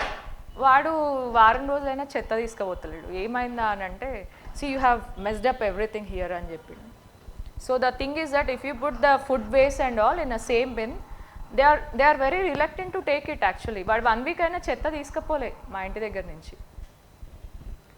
ఇక్కడ అలా కాదు కదా, మన ఇంట్లో బ్యాటరీలు అయిపోయినా అందులోనే వేస్తాం, ఒక గాజు బొమ్మ ఏదైనా ఇరిగిపోయినా అందులోనే వేస్తాం, ఫుడ్ వేస్ట్ అందులోనే వేస్తాం, ప్లాస్టిక్ అందులోనే వేస్తాం, everything we dump it in the same bin. Okay, so at the point of the segregation will happen first of all at the user level. You should encourage the users first of all, you should educate the users for type of segregation. అది అంటే చిన్న పనే, పెద్ద పని కూడా కాదు, but out of our laziness అలవాటు అయిపోయో మనం చెయ్యం. సరే, మనం ఎంతూజియాస్టిక్గా చేసినా వెళ్ళి ల్యాండ్ఫిల్ దగ్గర అక్కడ సెగ్రిగేషన్ ప్రాపర్గా అవ్వాలి. So if the segregation is proper, this recycling intensity and efficiency will improve in fact. So the plastic will not end up in the landfills, at least they can be recycled, reused. Okay, and one more thing is you have to look for some biodegradable plastics, completely replacing these plastics with biodegradable plastics, that is another step. So here it is given, reuse more plastic, reduce the single use plastics. Actually we have taken initiative for the reduction of the single use plastics. Okay, because 50% of the plastic pollution, in fact more than 50, is caused by these SUPs, and mainly the marine. మనకు అది వచ్చింది కదా అప్పుడు in northern part of the Pacific region, you have that great garbage patch or something. Have you heard of it? Great garbage patch of the Pacific Ocean. It is exactly present in the northern part of Pacific Ocean, అది ఎంతంటే ఒక పెద్ద island ఉన్నంత garbage అంతా because of that ocean currents and all. So they have just got collected in a specific area in the northern part of great garbage patch of Pacific అంటాం మనం actually. Okay, now the people, the scientists are just coming up to clean that great garbage patch. Okay, so that's what happens, right? So this is all about the plastic pollution. So here the extended producer responsibility is very much relevant to plastic pollution because that was once asked. Okay, so these are all the few topics that we discuss in today's session. Okay, and next session you just come up by reading at least few news articles. Okay, so మీరు ఏదైనా ఇంట్రెస్టింగ్గా చెప్తే నాకు ఇంకొంచెం interest వస్తుంది. ఇవన్నీ నేనే ఎత్తుక్కొని next time you just give me the topics, I will just explain.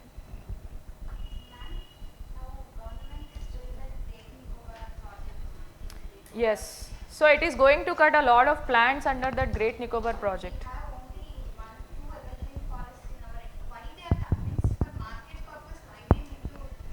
See, the thing is that the one of the main objectives is connectivity.